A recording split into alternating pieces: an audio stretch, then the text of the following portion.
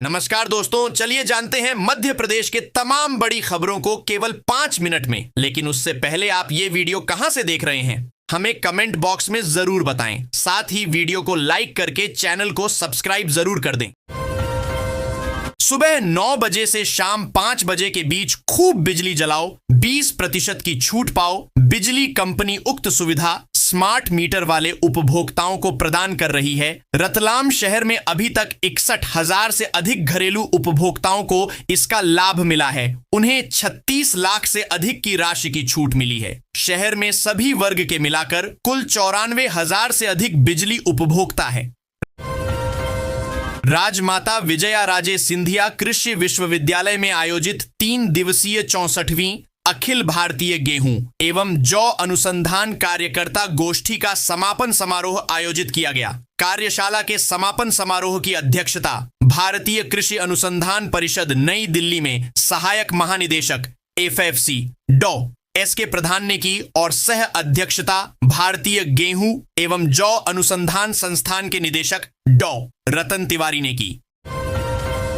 सोना ग्राहकों से दूर होता जा रहा है। वैवाहिक मांग और रोज भाव बढ़ने से सराफा कारोबार में पूछ परख कमजोर हो रही है। एक अनुमान के मुताबिक सोना चांदी के भाव बढ़ने से सराफा बाजार में करीब 30% ग्राहकी कम हो गई है। यहां जाने सोने चांदी के ताजा भाव।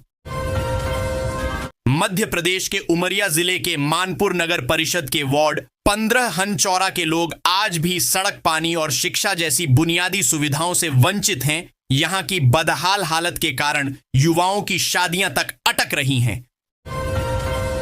बस्तर जैसे नक्सल प्रभावित क्षेत्रों में रोजगार और स्वरोजगार के अवसर बढ़ाने पर विशेष ध्यान दिया। उनकी रणनीति के तहत यदि निवेश संबंधी सहमतियों को लागू किया गया तो बस्तर के युवाओं को रोजगार के नए रास्ते मिलेंगे, जिससे नक्सलवाद के खिलाफ सामाजिक और आर्थिक लड़ाई को बल मिलेगा। लोकसभा में नेता प्रतिपक्ष राहुल गांधी के वोट चोर गद्दी छोड़ अभियान के तहत जिला कांग्रेस कमेटी ने सम्मेलन का आयोजन किया। मध्य प्रदेश प्रदेश कांग्रेस अध्यक्ष जीतू पटवारी बतौर मुख्य अतिथि शामिल हुए। उन्होंने आरोप लगाया कि प्रदेश की डॉ मोहन सरकार लाडली बहनों के 1,800 रुपए हर माह चुरा रही है। बता दें कि प्रदेश सरकार लाडली बहना योजना के तहत पात्र महिलाओं को 1,250 रुपए देती है। करीब 450 करोड़ रुपए खर्च कर जबलपुर डुमना एयरपोर्ट का विस्तारीकरण तो हो गया, पर फ्लाइट की आज भी कमी बनी हुई है। 2024 में नागरिक उपभोक्ता मंच ने याचिका दायर की थी, जिसके बाद अब लायन के एक छात्र ने भी हस्ताक्षेप याचिका दायर की है। हाईकोर्ट ने गुरुवार को सुनवाई करते हुए 10 दिन में केंद्रीय उड्डयन मंत्रालय सहित विमान कंपनियों से जवाब तलब किया है। MP को आयुर्वेद हब बनाने की तैयारी है। 18 महीनों के दौरान 8 अलग अलग शहरों में आयुर्वेद कॉलेज खोले जाएंगे। केंद्र सरकार ने कॉलेज भवन निर्माण के लिए 180 करोड़ का अनुदान किया है। दीपावली और छठ पूजा पर ट्रेनों में यात्रा करना मुश्किल हो सकता है, क्योंकि अभी से ही ट्रेनों में सीटें भर गई हैं। उत्तर प्रदेश और बिहार जाने वाली ट्रेनों में टिकट बुकिंग बंद हो गई है और दिल्ली, इंदौर और जयपुर से जबलपुर आने वाली ट्रेनों में भी त्योहार से पूर्व की तिथियों पर टिकट प्रतीक्षा सूची में पहुंच गई है। प्रदेश में फसल बीमा योजना किसानों के लिए बेमानी साबित हो रही है। प्रीमियम वसूली और क्लेम में बीमा कंपनियों की भूमिका सवालों के घेरे में है। दशहरा, दिवाली और छठ पूजा में अभी वक्त है, लेकिन विमानन कंपनियों में मुनाफा कमाने की रेस शुरू हो गई है। भोपाल से अनेक शहरों के लिए एयर इंडिया एवं इंडिगो एयरलाइंस ने अपने टिकट 20 से 25% तक महंगे कर दिए हैं। भोपाल से अन्य शहरों के लिए दिवाली के आसपास आने जाने के लिए करीब 25,000 एयर टिकट बुक हो चुके हैं। राष्ट्रीय खेल दिवस पर नई दिल्ली से वर्चुअली जुड़े मुख्यमंत्री डॉ मोहन यादव ने कहा कि प्रधानमंत्री नरेंद्र मोदी के मार्गदर्शन में देश में खेल गतिविधियां तेजी से बढ़ रही हैं। मध्य प्रदेश और अन्य राज्यों के खिलाड़ी ओलंपिक और एशियाड में उत्कृष्ट प्रदर्शन कर रहे हैं। भारत में आगामी वर्षों में कॉमनवेल्थ गेम्स का आयोजन होने जा रहा है। उम्मीद है कि भविष्य में ओलंपिक के भव्य आयोजन का सौभाग्य भी भारत को ही मिलेगा। यदि ऐसा होता है तो इससे मध्य प्रदेश में भी खेलों के विकास सहित विस्तार गतिविधियों को नई दिशा, नई ऊर्जा मिलेगी। मध्य प्रदेश में पुलिस विभाग में फेरबदल किया गया है। प्रदेश के आईपीएस संजीव शमी को बड़ा दायित्व दिया गया है, जबकि एक अन्य अफसर को भी वर्तमान पदस्थापना के साथ अतिरिक्त प्रभार भी दिया गया है। करनाल में जिला कष्ट निवारण समिति की बैठक के बाद हरियाणा के लोक निर्माण एवं जन स्वास्थ्य अभियांत्रिकी मंत्री रणबीर गंगवा ने मीडिया से बातचीत की। उन्होंने बताया कि बैठक में कुल 14 शिकायतें आईं, जिनमें से 9 का समाधान मौके पर ही कर दिया गया, जबकि 5 शिकायतों को अगली बैठक के लिए पेंडिंग रखा गया है। जयराम रमेश ने इसे विचित्र और कायरतापूर्ण करार देते हुए कहा कि इस बयान ने बातचीत की मेज पर भारत की स्थिति को कमजोर किया। कांग्रेस का दावा है कि मोदी की यह यात्रा उसी कुख्यात बयान का परिणाम है।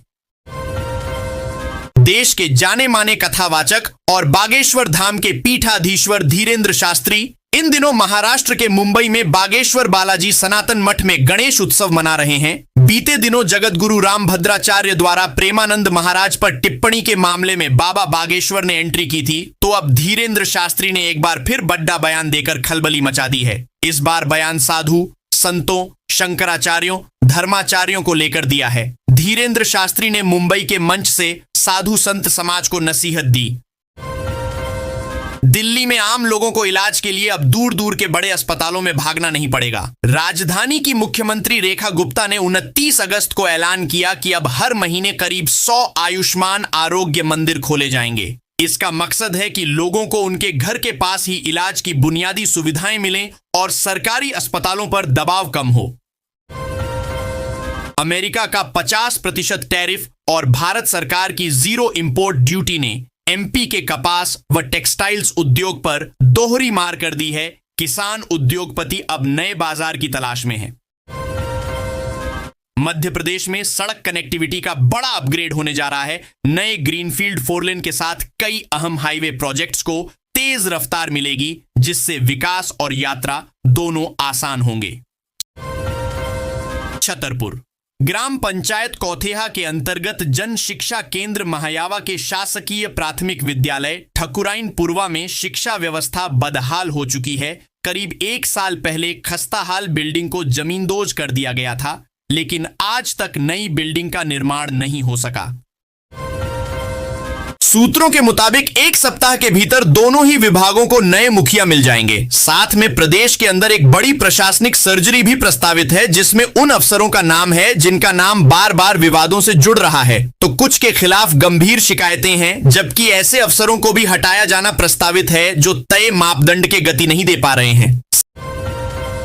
सीएम और भाजपा की कद्दावर नेता उमा भारती ने हाल ही में एक बयान दिया है, जिससे वह सुर्खियों में आ गई हैं। उन्होंने एएनआई समाचार एजेंसी को दिए इंटरव्यू में लोकसभा में नेता प्रतिपक्ष राहुल गांधी को दवा खाने की सलाह दे डाली है।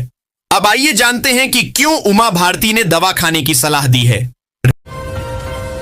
रायपुर पेट्रोल पंप एसोसिएशन ने सड़क सुरक्षा को बढ़ावा देने के लिए नो हेलमेट नो पेट्रोल अभियान शुरू करने का फैसला किया है। यह अभियान 1 सितंबर 2025 से जिले में लागू होगा। एसोसिएशन के अध्यक्ष अखिल धगट के नेतृत्व में एक प्रतिनिधिमंडल ने उप मुख्यमंत्री अरुण साव और कलेक्टर डॉ गौरव सिंह को ज्ञापन सौंपकर इस पहल की जानकारी दी। इस अभियान का उद्देश्य दोपहिया वाहन चालकों को हेलमेट पहनने के लिए प्रोत्साहित करना है। आरबीआई ने एक प्राइवेट बैंक के खिलाफ कार्रवाई की है। 40 लाख रुपए से अधिक की पेनल्टी लगाई है। नियमों का अनुपालन न करने का आरोप है। आइए जाने केंद्रीय बैंक ने यह कदम क्यों उठाया और कस्टमर्स पर इसका असर पड़ी रहेगा।